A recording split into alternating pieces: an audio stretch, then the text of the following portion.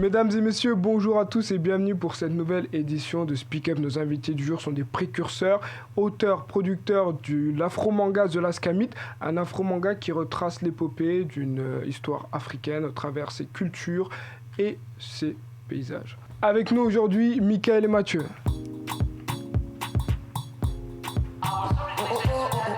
Salut les gars. Salut. Ça va.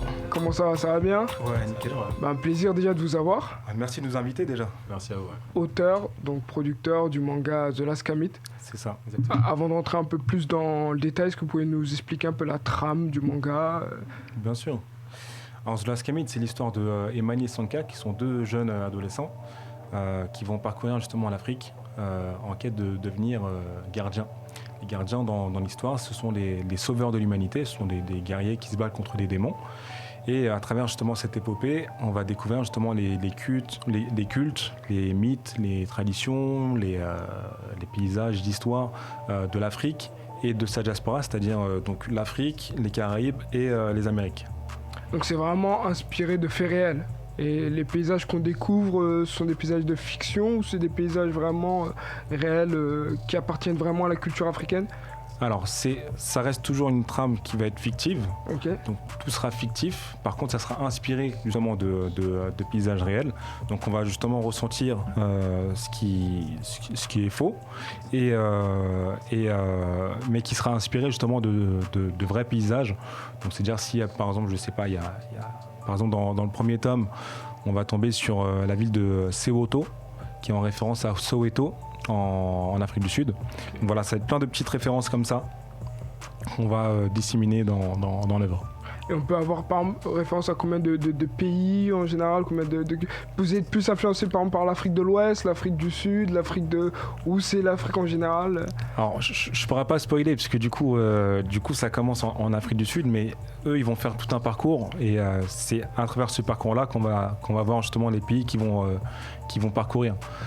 Donc je ne peux pas en dire plus. Donc on laisse découvrir. Voilà, exactement, c'est ça. C'est une thématique pas forcément exploitée dans les mangas. C'est vrai qu'on voit les mangas, on a l'univers japonais, plutôt asiatique. Est-ce que c'était un défi pour vous justement d'apporter cette nouvelle thématique dans cet univers? Ouais, bah après voilà, les mangas c'est japonais, c'est normal qu'ils parlent de leur culture, de leur pays, de leur tradition. Nous en tant que... Nous, on est afro-descendants. L'Afrique, ça nous concerne nous. Donc c'était important de pouvoir justement faire une œuvre qui va parler de la culture afro, faite par justement des afros.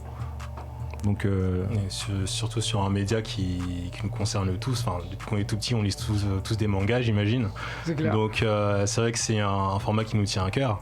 Donc pouvoir nous exprimer sur ce format-là avec notre propre vision, notre propre culture, c'est un défi en soi, mais c'est un défi très intéressant.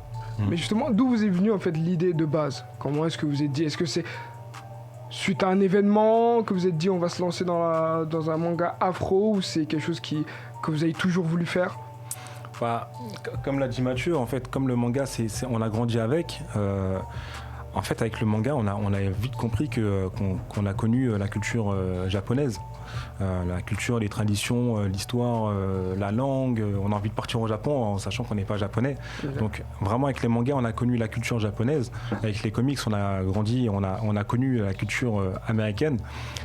Avec la BD franco-belge, on a connu la culture européenne.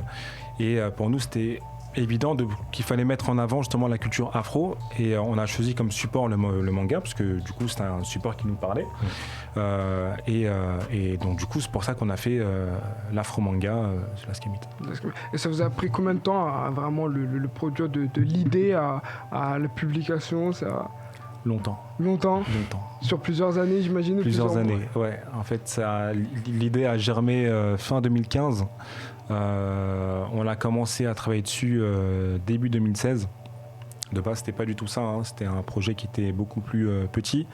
Et en fait, à force de vouloir développer l'univers, à force de développer justement l'histoire, on a vu qu'il y avait tellement de choses à raconter que dans le premier projet, c'était pas suffisant. Donc on s'est dit, on va créer justement une bande dessinée en prenant justement le média du manga. Et la BD, elle est sortie septembre 2020. Donc voilà, si on fait le décompte de 2016 à 2020, il s'est écoulé 4 ans. 4 ans. ça fait beaucoup. Ça fait beaucoup. Mais aujourd'hui, vous en êtes fiers, j'imagine, 4 ans que... Ouais, aujourd'hui On est on est très fiers. En fait, déjà, c'est une consécration, puisqu'on a fait ça sans vraiment avoir une idée derrière la tête. On ne pensait pas qu'il y aurait eu un engouement aussi grand.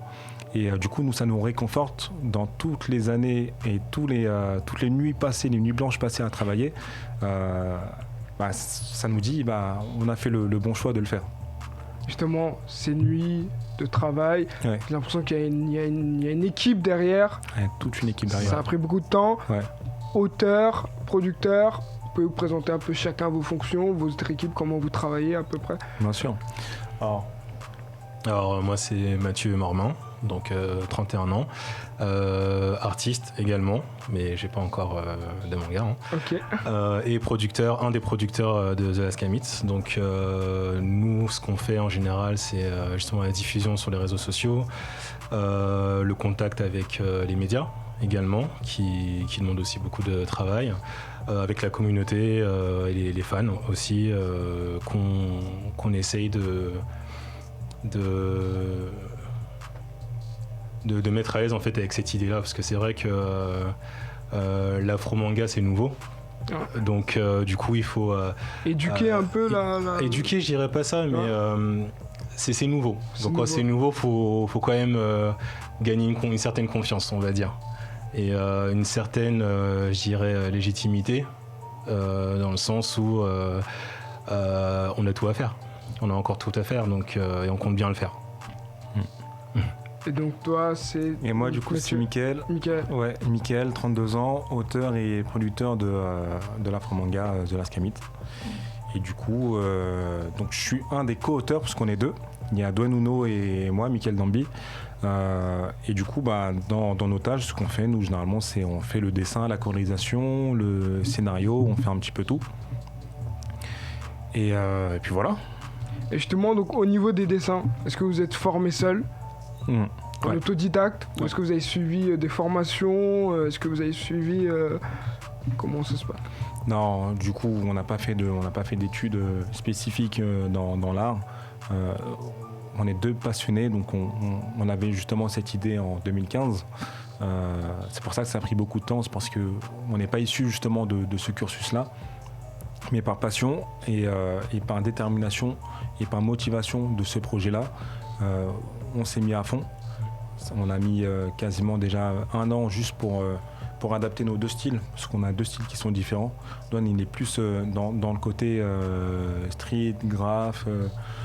Donc voilà, il fallait vraiment s'adapter à un style particulier pour que quand on lise l'œuvre, on ne sente pas qu'il y a deux styles différents. Qui est un vrai mariage Exactement, des ouais. deux cultures, Exactement. des ambiances.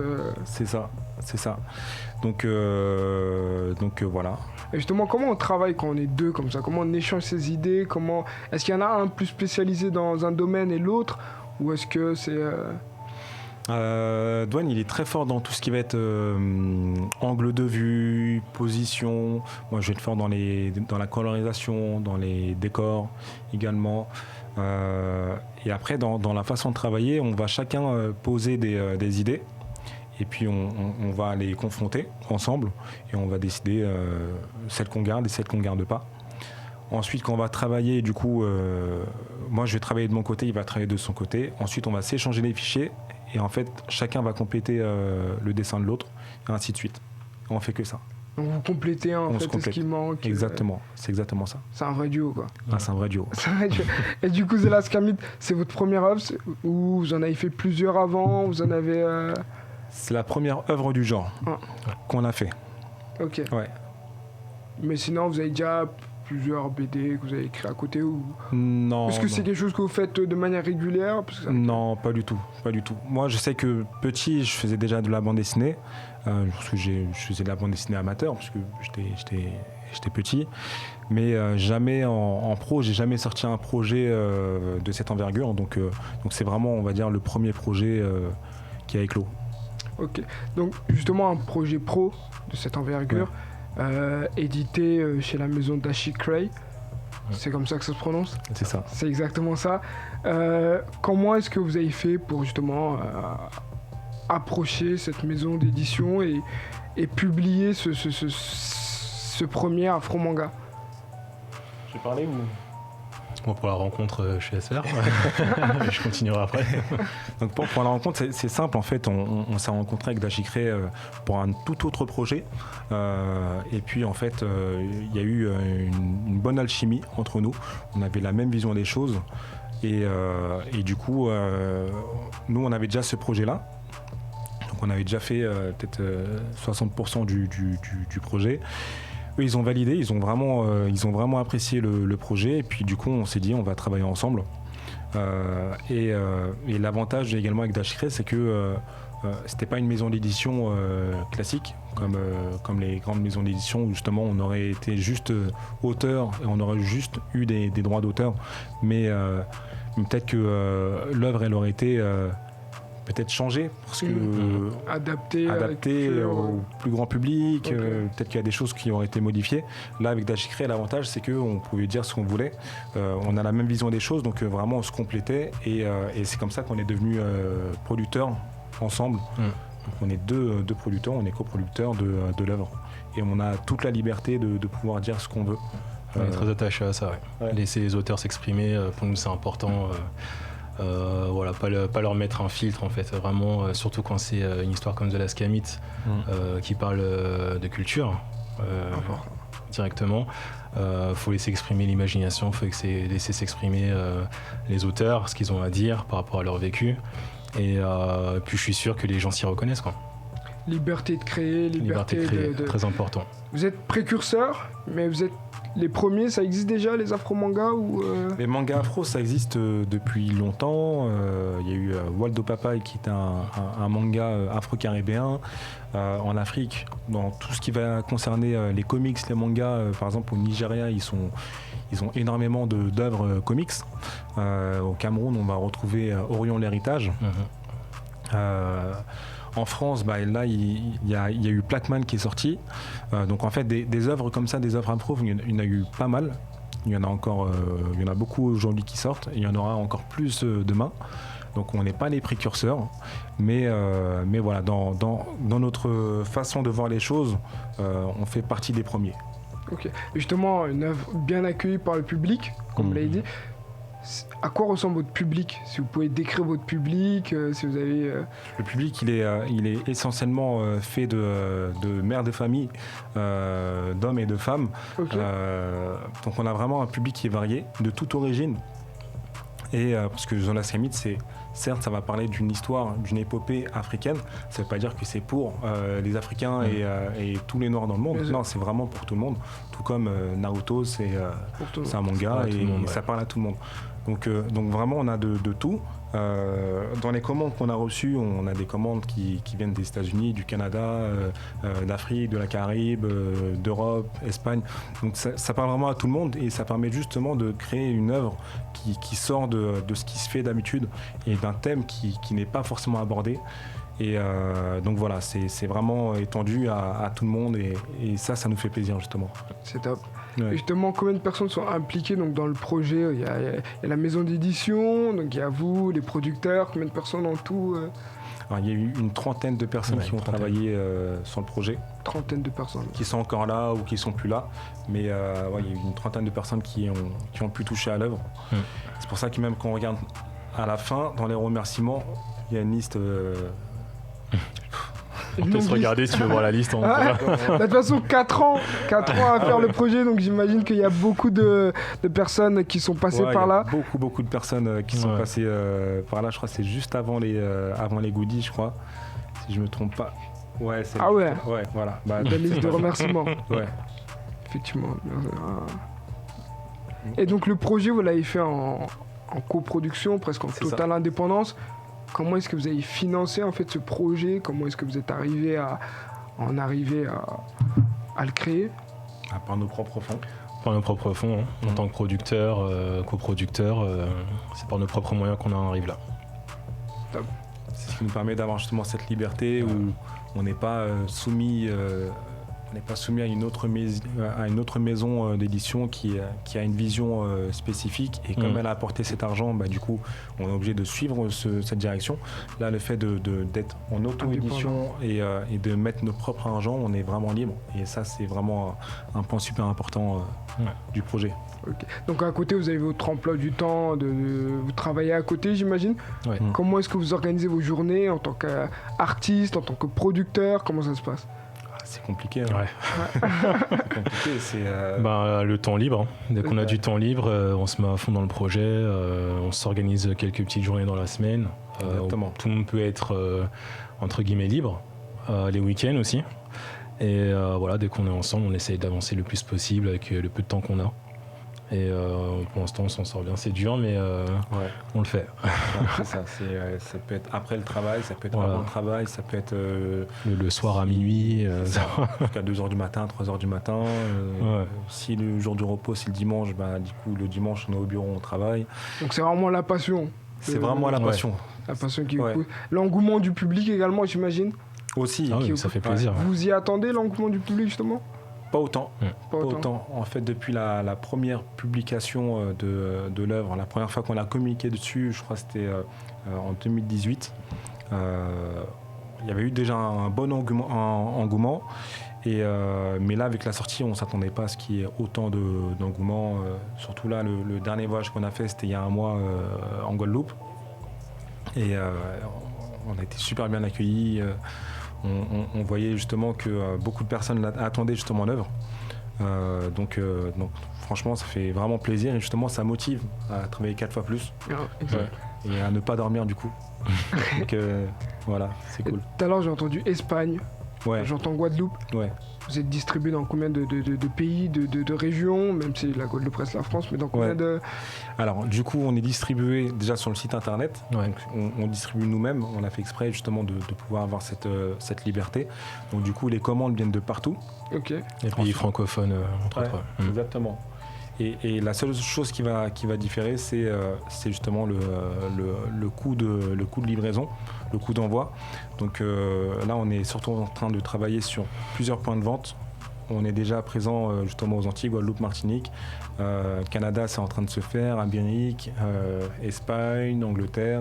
Donc vraiment, pour l'instant, tout le monde commande sur le site. On est également à la FNAC. Ouais. Mais voilà, le but, c'est d'avoir un maximum de points de vente un peu partout. Ouais. Ok, top.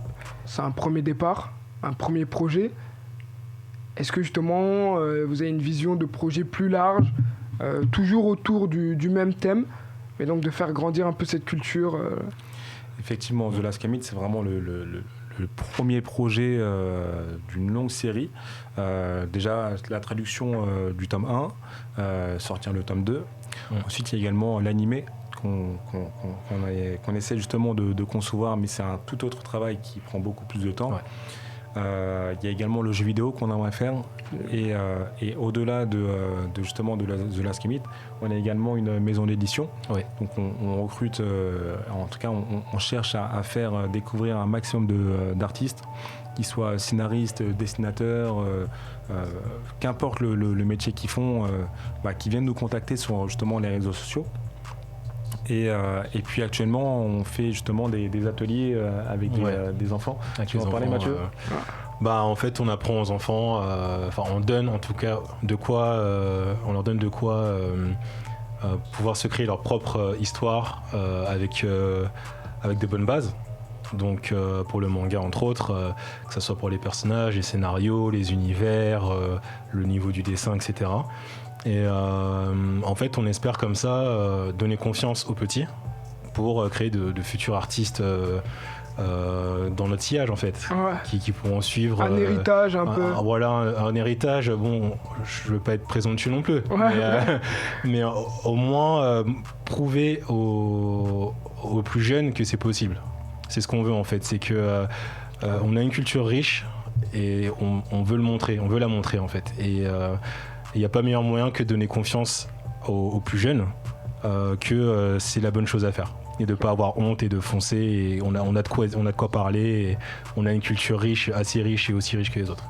Qu'il faut défendre. Qu'il faut défendre. Donc c'est toute une culture en fait derrière ce Last Camit qu'on a hâte de continuer à découvrir, de continuer à vous suivre dans vos aventures justement. Où est-ce qu'on peut vous suivre sur vos réseaux sociaux Alors sur tous les réseaux sociaux, concrètement, The Last Camit. The Last Camit, donc Exactement. Instagram, Twitter, Facebook, YouTube, partout. On est là. Top, on manquera pas.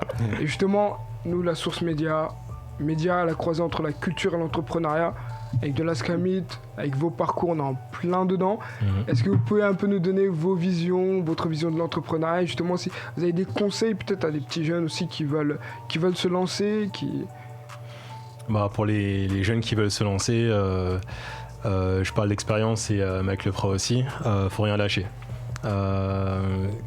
Si quelqu'un vous dit que vous pouvez pas le faire, faites-le quand même. Seul vous pourrez dire si vous pouvez ou pas. Il faut travailler dur, surtout dans ce milieu-là, donc dans le manga, il faut travailler dur, mais c'est toujours payant. Toujours payant à la fin. Toujours payant. Clairement. Et pour moi, pareil, hein, je dirais, juste par exemple l'exemple de The Last Kamit. Comme on a dit, on n'a pas fait d'études de dessin. On ne s'est pas arrêté là-dessus. Parce qu'on aurait très bien pu se dire, voilà, j'ai une idée, j'ai envie de faire un manga sur l'histoire africaine, mais vu que je ne sais pas dessiner, du coup, je ne vais pas le faire. Ou j'attendrai qu'il y ait quelqu'un qui puisse le faire à ma place.